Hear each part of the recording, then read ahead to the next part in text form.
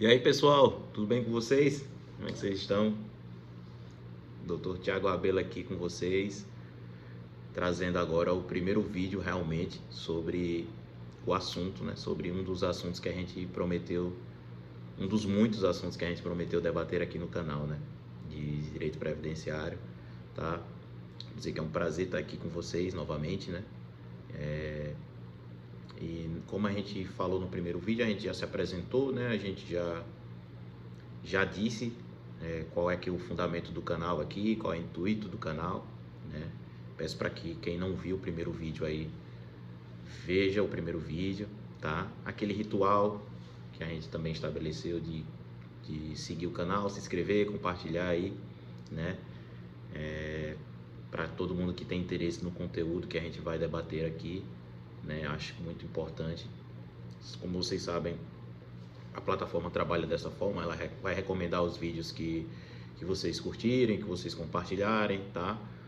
E vocês também vão estar ajudando em contrapartida a motivar a gente para poder estar sempre trazendo aqui conteúdo novo relacionado ao direito previdenciário, não é verdade?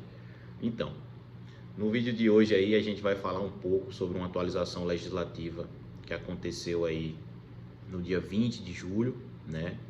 Que é uma atualização que diz respeito ao benefício de incapacidade temporária, né?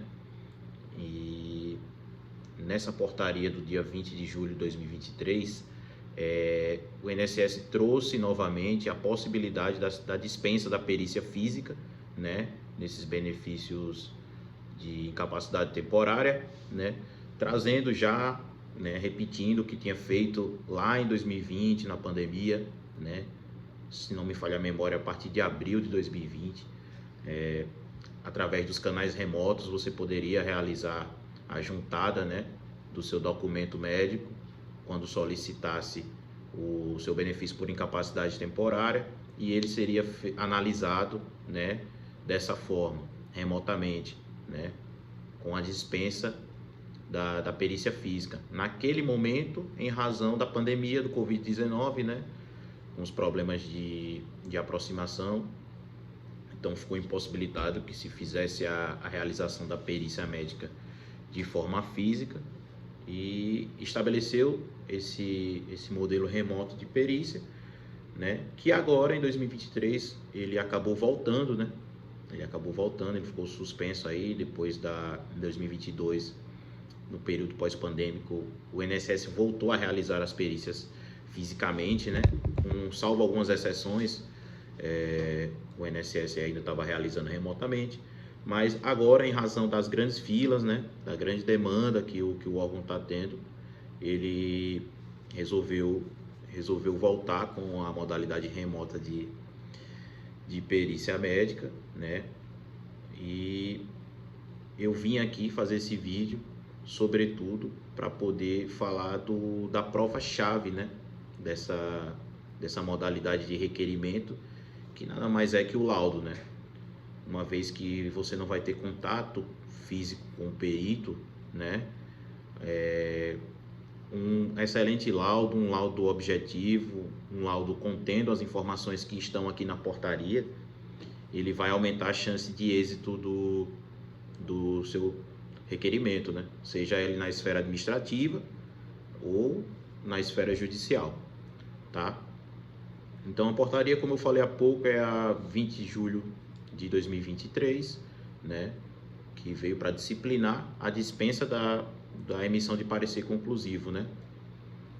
Físico, né? Então vou ler aqui para vocês os artigos, tá? O artigo 1º da portaria diz que a portaria, né, resolve disciplinar a dispensa de emissão de parecer conclusivo da perícia médica federal quanto à incapacidade laboral e a concessão do benefício de auxílio por incapacidade temporária por meio de análise documental pelo Instituto Nacional de Seguro Social, INSS, né? E aí o artigo 2º diz que a concessão de benefício de auxílio por incapacidade temporária com a dispensa de emissão de parecer conclusivo de perícia médica federal quanto à incapacidade laboral será realizada por meio da recepção documental pelo INSS via os canais remotos. Quais são esses canais remotos, pessoal? O canal remoto é a plataforma do meu INSS, né? O INSS, ele disponibiliza já nessa plataforma que você tem lá o CPF, a sua senha, você ingressa lá, tá? E pelo canal telefônico, que é o 135, né? Então, você vai abrir o protocolo no 135, né? E eles vão encaminhar o canal remoto do meu INSS para que você junte lá o documento, tá? Qual documento, doutor? O laudo médico, né? Ou laudo médico, ou laudo odontológico, enfim, o laudo referente à sua incapacidade, né? A sua incapacidade laboral, tá? Então, é por meio desse canal, tá, gente? Então, tem que prestar atenção nisso aí, porque a gente recebe várias dúvidas de como fazer, né? Futuramente aqui no canal a gente vai poder estar trazendo também como se cadastrar nesse canal. Acho que tem muita gente aí, tem muito beneficiário que ainda tem dúvidas quanto ao cadastro do meu INSS. E futuramente a gente vai trazer um vídeo aqui bem didático de como se cadastrar, né? O escritório, a gente, pela nossa experiência prática que a gente tem a consciência que tem muita gente assim que ainda não tem o cadastro, né? E o portal do meu INSS hoje ele tem acesso a todas as informações do contribuinte. É muito importante para qualquer requerimento administrativo ou ação judicial, tá? O acesso a essa plataforma remota do INSS, que eu arrisco a dizer que futuramente será a única forma de contato, né, com o órgão. Hoje ainda existem agências físicas, mas o futuro nos diz que existem grandes chances das agências físicas deixarem de existir e ficar somente, né, os canais remotos, né? Dito isso, vou falar aqui agora dos requisitos, né, que eu acho que é a parte que me fez vir aqui trazer essa informação, gravar esse vídeo para vocês, que é os requisitos desse documento, né, do laudo médico, que vai ser utilizado no requerimento desse benefício através da perícia remota, tá? Então, assim, doutor, mas é algo muito simples, um laudo, né? É algo assim tão objetivo, será que precisa mesmo falar? Pessoal, na nossa prática aqui a gente encontra muitos laudos que não estão de acordo com os requisitos que o INSS ele solicita. Por mais absurdo que pareça ser eu estar falando isso, eu não estaria fazendo esse vídeo aqui se não fosse algo que eu achasse que deveria ser esclarecido, né? E eu vou ler aqui para vocês o que diz a portaria, né, no que diz respeito ao laudo, tá? Artigo 3º da portaria. A concessão de benefício de auxílio por incapacidade temporária por meio documental ficará condicionada à apresentação de documento médico ou odontológico para fins previdenciários, físico ou eletrônico, legível e sem rasuras, contendo obrigatoriamente os seguintes elementos. Elemento 1. Nome completo do requerente. Nossa, doutor, mas isso aí é muito óbvio, tem que ter o nome, né? É algo assim que realmente não faz sentido, o laudo não ter o nome do requerente. Mas, gente, acontece do requerente às vezes ter um nome muito grande e o médico ou o dentista, ou enfim, quem for produzir o laudo, ele abreviar muito o nome da pessoa, né? Um exemplo aqui, Maria Aparecida Amaral Pereira Góes Filho, sabe? E aí ele abreviar muito o nome da pessoa, sabe? Fazer com que ela se confunda com outra pessoa. Maria é um nome comum, então assim, é importante que esteja escrito por extenso o nome, tá? Nome completo, né? Sobre esse primeiro requisito também não vamos nos delongar muito, porque, enfim, é bastante óbvio, né? Bom, e aí o número 2 ele fala aqui, data de emissão do documento médico odontológico, a qual não poderá ser superior a 90 dias da data de entrada do requerimento. Então, essa parte aqui, ela demanda um pouquinho mais de atenção, por quê? Porque existem muitos laudos que saem sem data de emissão. Então, gente, laudo médico é um documento oficial, não existe documento sem data de emissão. A data de emissão é um registro obrigatório de qualquer documento, seja ele médico, seja ele notarial, seja ele judicial, tá? Então, não existe, é sem chance de ser aceito um laudo que não tem data de emissão, tá? Então, ao receber o laudo, quando você for fazer a sua consulta médica, note se o laudo tem a data de emissão, tá? Porque muitas vezes acontece do médico, o perito odontológico, o dentista, perdão, ele colocar a data de quando começou a sua incapacidade e, se passar, acabar esquecendo de colocar a data de emissão do documento, tá, pessoal? As duas datas precisam estar lá do documento, mas tem que ter as duas. Se não tiver, se tiver uma só, ou a data de emissão sem essa, ou essa data de quando começou a incapacidade sem a data de emissão do documento, o documento não tem validade jurídica, não tem validade em âmbito administrativo, não tem validade nenhuma, tá? Só vai ter validade entre você e o médico que fez esse laudo. Então, ele fala também aqui na segunda parte do item 2 que não pode ser superior a 90 dias, ou seja, a 3 meses, né? Então, esse laudo tem que estar atualizado dentro desse lapso, né? Então, você não pode chegar lá com um laudo do início do ano, por exemplo, aqui, né? Nós estamos em julho, você não vai poder anexar um laudo que tem data de emissão lá em janeiro de 2023, tá?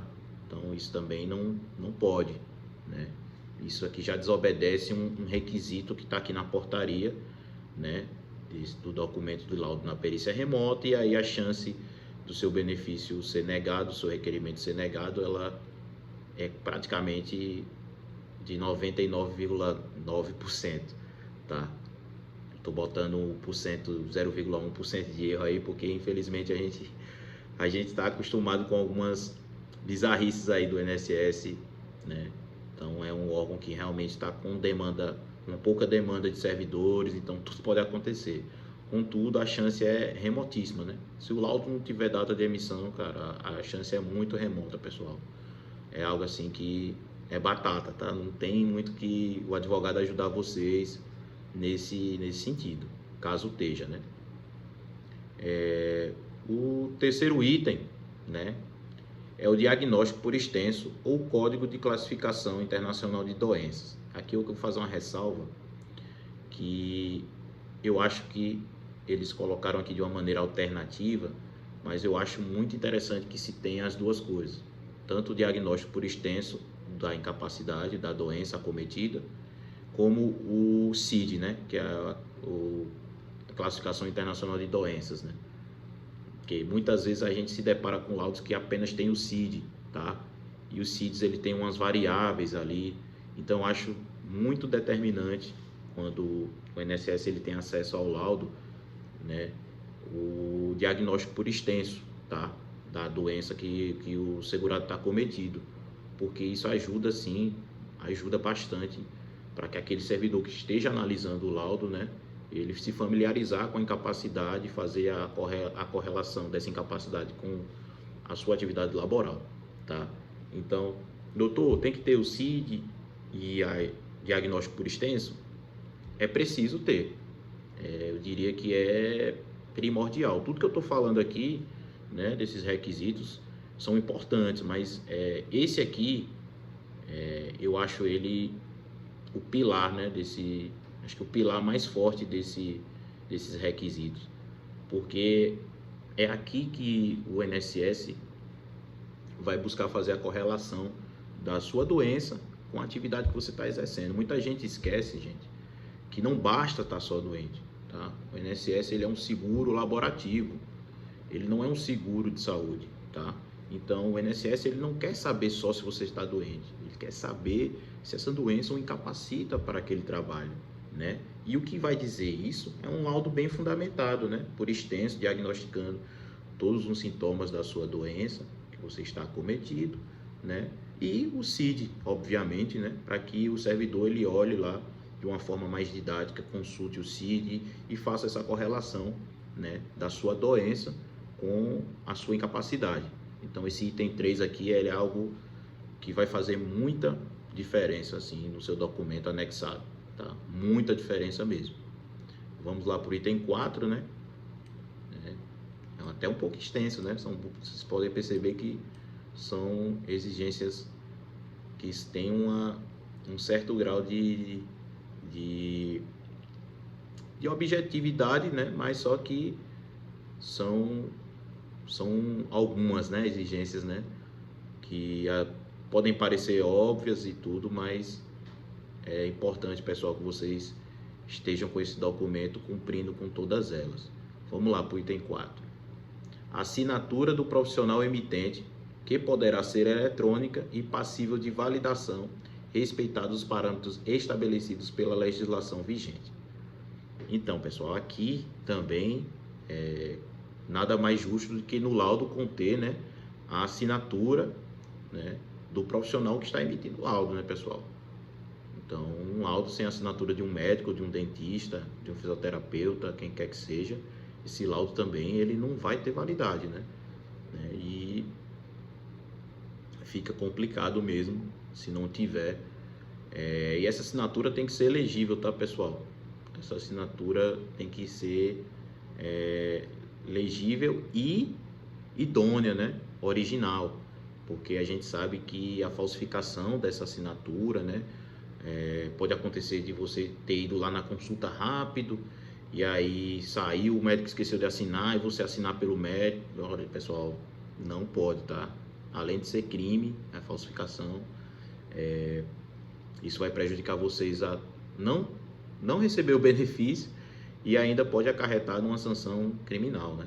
Então, pelo amor de Deus, gente, o médico esqueceu de assinar, doutor, pelo amor de Deus, olha, pega o laudo, quando receber o laudo, olha lá direitinho se está a assinatura, né? E se está os outros 3 que eu falei agora, pouco, né? Os outros 3 requisitos, nome completo, o diagnóstico por extenso da doença e o CID, a data de emissão.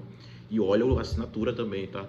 Se não tiver, volta na sala, fica esperando o médico sair da sala lá, ou o dentista, quem quer que seja, e recolhe essa assinatura, porque é muito importante, tá? É muito importante. E vamos lá, pular para o item 5, né? Acho que ficou claro, não tem muito o que falar também sobre isso, é algo óbvio nessa parte, né? O que acontece muito é que às vezes a pessoa quer assinar pelo médico, né? Porque tá pelo Sistema Único de Saúde, vai demorar uma próxima consulta, precisa do documento ali o mais rápido possível, acaba se desesperando, cometendo isso, mas essa recomendação não é idônea, tá? Eu acredito que não tem nenhum profissional que possa recomendar isso, porque é crime, tá? Então, estou fazendo um alerta aqui novamente, que realmente não tem assinatura, fala com o atendente lá da clínica, enfim, tenta voltar no mesmo dia, ou tenta ser encaixado para colher essa assinatura, tá, gente? É importante demais, né? Vamos lá, item 5, a identificação do profissional emitente com o nome e registro no Conselho de Classe Regional de Medicina ou Conselho de Odontologia, no Ministério da Saúde, como carimbo, né? Aqui é o carimbo, ele está se referindo àquele carimbozinho que, além da assinatura, o médico e o dentista, ele geralmente carimba o laudo. Porque nesse carimbo, gente, vai ter lá a identificação do registro no conselho da profissão dele, tá? Como vocês sabem, os advogados, o conselho da profissão é a OAB. Então, sempre que eu assino uma petição, sempre que eu assino um documento atuando como advogado, no meu documento, além da assinatura física, ele vai constar lá a minha OAB e o número da minha OAB, tá? Então, isso é um número de série que vai poder identificar o profissional, caso aquele documento esteja com alguma irregularidade, para poder responsabilizar esse profissional, ou então, né, nós sabemos que no âmbito da advocacia, certos atos judiciais precisam de representação, né? Então, do advogado, então é pertinente que tenha a identificação. E no laudo médico não é diferente, né? Tem que ter identificação, o CRM, né, no caso dos médicos, o CRO no caso dos dentistas, tem que ter lá, né? E aí esse CRM e CRO, ele é dotado de números e o estado, né, o Fzinho, o códigozinho do estado onde o médico ou o dentista ele é registrado, né, no conselho regional onde ele é registrado. Então, esse carimbo também é necessário que tenha, tá? Não confundam, tá, pessoal? É diferente, não é a assinatura física somente, tá? Tem que ter o carimbo também, Que a assinatura física é a identificação pessoal, tá? É a grafia pessoal do profissional. E o carimbo é o registro dele no conselho de classe da profissão. Ambos os documentos, ambos os requisitos são necessários para o seu laudo, tá? O sexto item, né? Passando adiante, o sexto item é a data de início do repouso e a data do afastamento das atividades laborais, tá? Esse aqui eu vou dizer para vocês, vou confessar para vocês, esse aqui a gente vê bastante, tá? Laudos que tem todos os requisitos que eu falei aí há pouco, mas não tem a data do início, né, do repouso, nem a data dos afastamentos da atividade laboral. Quanto tempo estima o tempo que ele vai ficar, né, afastado, né? Então, assim, tem que ter quando começou a doença, né? O dia que ele se afastou do trabalho efetivamente, né? E posteriormente tem que ter também, gente, quanto tempo ele vai ficar afastado, né? Na modalidade remota, é importante ressaltar também que está aqui na portaria que o benefício ele não pode ser prolongado por mais de 180 dias. Então, nessa modalidade remota aqui, o tempo médio de afastamento, se for superior a 180 dias, não vai ser possibilitado que se faça esse pedido remotamente, tá, pessoal? Então, assim, está acometido pela doença, essa doença é algo que vai ser o seu afastamento, né? O tempo estimado para retorno para a atividade vai ser superior a 180 dias, não vai se encaixar, né, na perícia remota, vai ter que ser a perícia física mesmo no órgão, tá? Mas caso seja um tempo inferior a 180 dias, né, é importante que se tenha a data do início do repouso, né, a data que se afastou, né, ou a data do início do repouso ou a data que se afastou efetivamente da atividade laboral e o tempo que você vai precisar ficar afastado dessa atividade, tá? Muitas vezes não tem, pessoal. Eu já vi muitos laudos aqui no escritório que tem a doença por extenso, tem dizendo que ele está doente, atestando, mas não tem nem o dia que começou, é pouco raro, geralmente o dia que começou sempre vem, tá? Mas não tem o tempo estimado que ele vai ficar afastado. E é importante ter isso em dias, tá? 120 dias, 90 dias, 30 dias, como eu falei no início do vídeo, benefício por incapacidade temporária, se eu não falei, vou falar agora, ele é pago quando o afastamento ele é superior a 15 dias, tá? Então, caso seja superior a 15 e inferior a 180 dias a data desse afastamento, você vai poder fazer esse requerimento mediante a perícia remota, né? Mediante essa juntada de documentação nos canais remotos do INSS, do meu INSS. Então, assim, muito comum ter a data do repouso, porém é muito comum ter a ausência da data que você vai ficar afastado, né? O tempo que você vai ficar afastado, melhor dizendo, né? Precisa ficar afastado das atividades laborais por 120 dias, por 90 dias, por 60 dias. Tem que ter, pessoal. O servidor ele tem que saber quanto tempo você está incapacitado, tá? Se não tiver essa informação no laudo também, a chance do êxito ela diminui muito, mas muito mesmo. Então, eu acho que esses são os 6 pilares, né, do laudo médico que a gente trouxe aqui, tá? Recapitulando: nome completo, data de emissão do documento médico ou odontológico, tá? Diagnóstico por extenso da doença e o CID, né, que é o Código de Classificação Internacional de Doenças, assinatura do profissional, né, identificando o profissional que está emitindo o laudo, carimbo contendo o CRM, o CRO, né, que é o conselho de classe, né, vai ter a numeraçãozinha dele lá, de qual conselho ele pertence, de qual região, de qual estado, né, se é Bahia, se é Pernambuco, então tem que ter também esse carimbo, né? É esse carimbo que vai identificar o profissional, além da assinatura, né? data de início do repouso ou afastamento das atividades habituais e o prazo estimado necessário, preferencialmente em dias. Então, recapitulando, né, são esses os requisitos aí. E fazer uma ressalva também, pessoal, para que vocês tomem cuidado, tá? Porque, como eu falei na parte da assinatura, falsificação de assinatura ou alteração de qualquer coisa que tenha ali no documento, caso seja descoberto, vai causar uma reprimenda criminal, tá? Então, acho que vocês têm que ter muito cuidado com isso, com o profissional que vocês procuram, tá? Para poder tá fazendo esse requerimento, acompanhando esse requerimento administrativo ou judicial. O ideal é que vocês procurem um advogado especialista, né, em direito previdenciário, tá? Porque às vezes você procura o advogado, ele não é especialista em direito previdenciário, então acaba se complicando. Olha, o especialista em direito previdenciário, ele acorda já com novidade, então assim, novidade legislativa, né? Então ele está a par de tudo que está acontecendo no universo previdenciário, né? Toda atualização, todo detalhe, por mais singelo que seja, ele vai estar, né, atento a esse detalhe. Então, o ideal é que você procure sim um advogado previdenciarista, né? Hoje em dia você tem vários canais, tanto você pode optar por um advogado do seu estado, do seu município, como você pode ir na internet e buscar canais remotos, sabe? Hoje está muito disseminado a prestação de serviço advocatício, então fica a seu critério escolher um profissional. E se eu puder dar uma dica, um profissional especializado no direito previdenciário, que a chance de êxito do seu requerimento ela vai aumentar consideravelmente, tá, pessoal?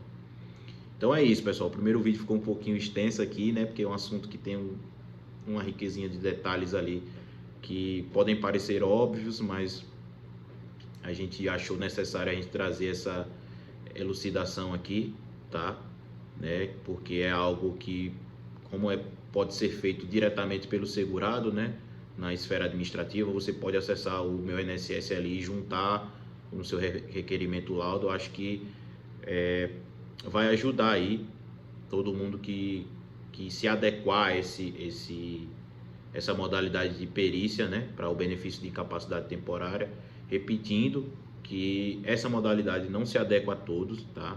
Se o tempo superior do seu afastamento ele for superior a 180 dias, ele não vai se adequar, você não vai se adequar a essa modalidade remota, tá? É muito importante isso, porque a gente sabe que cada doença, cada incapacidade, ela vai ter um tempo para recuperação, e essa modalidade remota, ela não é uma inovação para todo mundo, tá? O principal motivo dessa modalidade remota é para que diminuam as filas nas agências físicas, né, do meu INSS, ou do INSS, tá? Perdão. Meu INSS, INSS, a gente acaba confundindo bastante aqui, mas é isso. A função dessa modalidade remota aqui, especificamente falando aqui, que a gente tratou nesse vídeo, o principal motivo deles é para que diminua essas filas, tá? E aí você se adequando nessa modalidade, peço que você mande o vídeo para alguém que esteja nessa situação, né? Para que ele possa seguir o passo a passo aqui e observar o laudo que ele vai receber do profissional, né? Seja dentista, seja profissional médico, né? E observe se no laudo tem tudo isso que a gente tratou aqui no vídeo, tá, pessoal? Porque caso não tenha, é muito difícil que seu requerimento ele seja aceito, né? Então, procure um profissional, né, da sua confiança, um profissional especializado no direito previdenciário, né? Porque você vai estar poupando tempo, né? E tempo, a gente sabe que quando se trata de direito previdenciário é algo muito importante, tá, pessoal? A gente está vendo aí notícias do inchaço nas agências previdenciárias, né? O judiciário ele tem uma quantidade abarrotada de processos, então caso o benefício não seja deferido na esfera administrativa, vai precisar ir na esfera judicial e é uma caminhada mais ordinária, mais demorada. Tá, pessoal? O vídeo ficou um pouco longo, mais do que eu gostaria, mas eu acho que eu consegui tratar aqui todos os pontos sobre o laudo médico na modalidade de perícia remota, tá? Se ficou alguma dúvida, eu peço para que vocês comentem aí embaixo no vídeo, tá? E não esqueçam, mais uma vez, de recomendar o vídeo para quem tem interesse, se inscrever aí no canal, que a gente vai estar trazendo sempre, tá ok? Grande abraço, fiquem com Deus.